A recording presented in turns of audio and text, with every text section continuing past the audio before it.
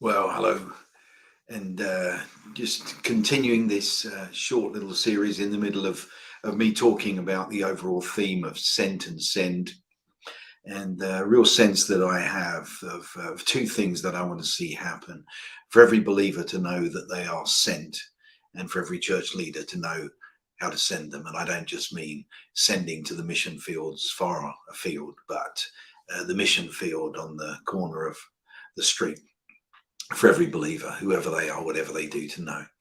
And one of the themes that I just wanted to start off with, and it's what I'm doing, is this phrase that I'm a little bit known for: He wastes nothing, and he gets you ready. And so I've done a couple of sessions already on this. The first one, just talking about how he does. He wastes nothing. Romans 8:28. All things, it says, work together for good to those that love God and are called according to his purpose.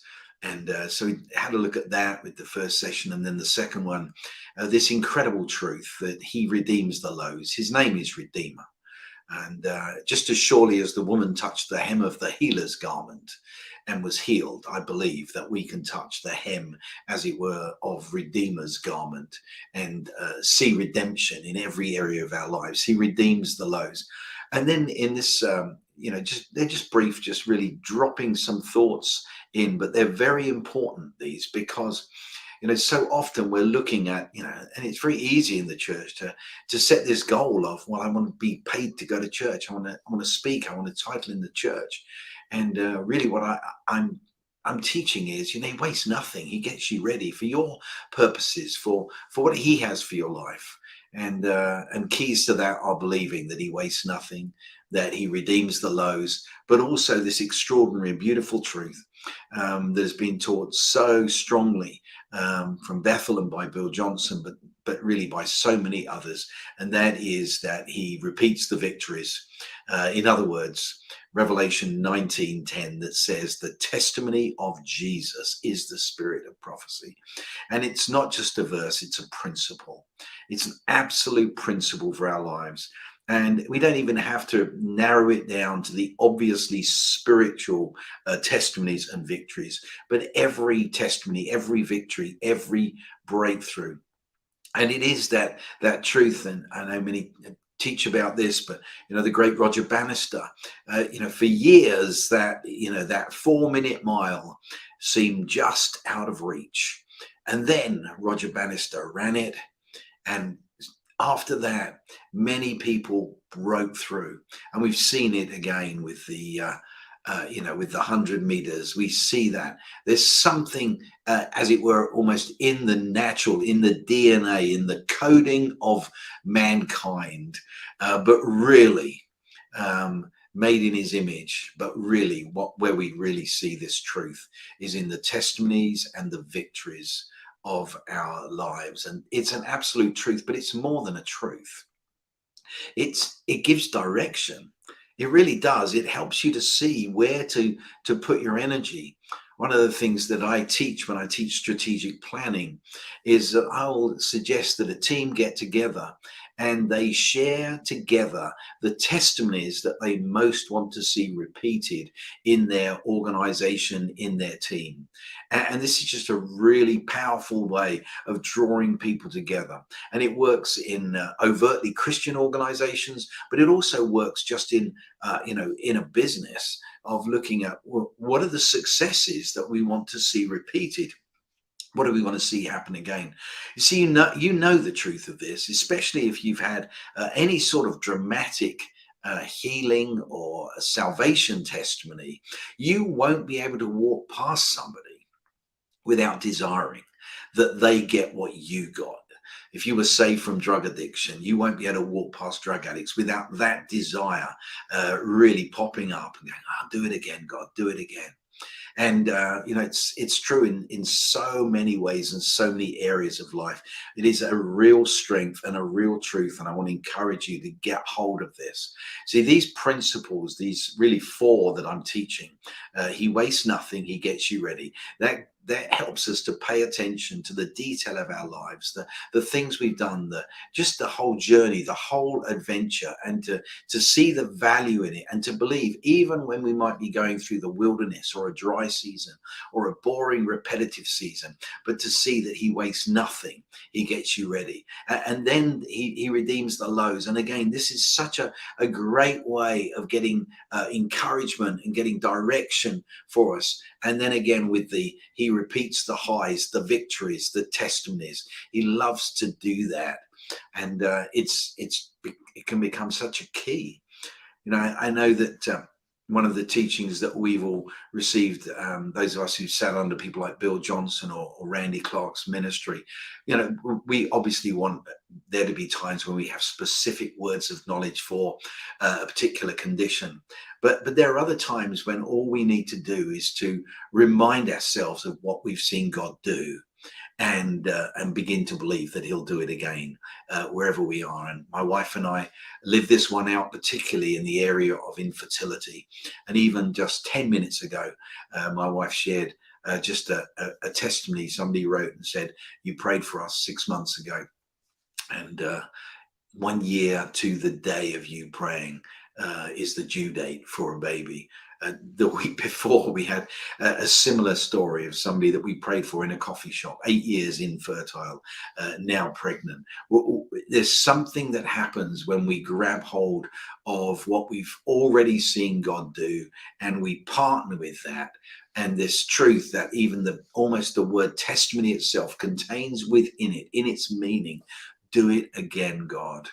And that's his nature.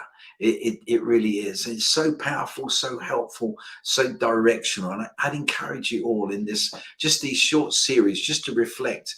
For each of these talks has something to reflect on. The he wastes nothing. Get to know your story. Remind yourself your story. Take note. Scribble dates down. Learn to remember different things that happened. You'll be amazed at how God uses them, as I said to you from my story, but also the redeeming the lows. Just look at those challenges, those disappointing seasons, and recognize that when Redeemer touches them, that they have value. They are like that Coca-Cola bottle we take back to the store. Yes, we get the money back, but perhaps more importantly, the empty vessel is available for refilling. It's redeemed of value again. And then to reflect in this session, and to think about the testimonies, the victories. What have you seen in your life? What are the great successes? Maybe very spiritual, maybe miraculous scenarios, or maybe less so. Maybe things that you've achieved, challenges you've overcome. One of the truths of the psyche of man is that our psyche gets strengthened in two ways: by overcoming challenges and by recognizing victories. And both of them create, as it were, pathways in our thinking that we can go back to and gain confidence. And if I walk out into a situation, I can remind myself of how God came through for me before, or I can remind myself of the victories I've seen in a particular area. So I just want to encourage you. It is an absolute truth. I believe it with all my heart. It is Romans 8:28. All things work together for good to those that love God and are called according to his purpose. And the all things, every season of your life, whether it's wilderness or on the top of a mountain, and the lows, the areas of your life, even failures, disappointments, pain, those once touched by the Redeemer are beautiful and are keys to us moving forward with confidence. And of course, the testimonies, the victories, the testimony of Jesus is the spirit of prophecy. God wants to do it again. Remind yourself of what he's done for you, and begin to believe that he'll do it again, not just in your life, but the lives of those around you. Perhaps it is in the workplace. Perhaps it's being very successful in an area of sales, of you somehow being someone because you start every day, as it were, in the kind of call center job or something, and you start every day by praying for every call. Maybe you see more victory. Maybe you have more favor. Absolute keys and you can really use those to move forward. So I'm going to jump off here now. For the Americans on here, happy July the 4th, praying that America will see amazing days. Do it again would be the cry.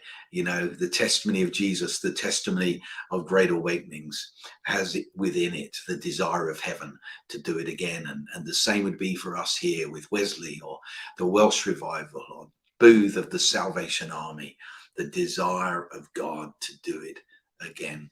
And the next time I do this probably won't be tomorrow. I'm very blessed to be at Wimbledon tomorrow, watching a Brit in the quarterfinals. Can't believe it, that game is on my court. But the next time I look at this, I'm going to have a look at believing your story, trusting your story, and I know that it will speak to many and bless many. So these are simple truths, and it is an absolute truth. He wastes nothing. He gets you ready. Thanks for jumping on here, and look forward to talking to you again soon, and just connecting with you. And as I say, my goal, what I'm really seeking to do, is what I've got on the screen there: sent and send. As the Father sent me, so I send you, said Jesus. My belief, my desire, my dream is for every believer to know that they're sent, whoever they are, whatever they do, wherever they go. And for every church leader to know how to send, whether it's down the road to work in a restaurant, a homeschool mum, a government leader, a businessman, a missionary the other side of the world, a truck driver. For every believer to know that they're sent. We're sent twice, I believe. We're sent from heaven. As the Father sent me, so I send you. But I believe we should be sent again through the church, carrying the gospel of the kingdom to expand the influence of the King. So thanks for jumping on with me, and I will talk to you again soon. Remember, he wastes nothing. He gets you ready. He redeems the low points of your life. He repeats the victories. And tomorrow we'll look at what he wants us to do, and that is to believe our story. Thanks for listening. Bye.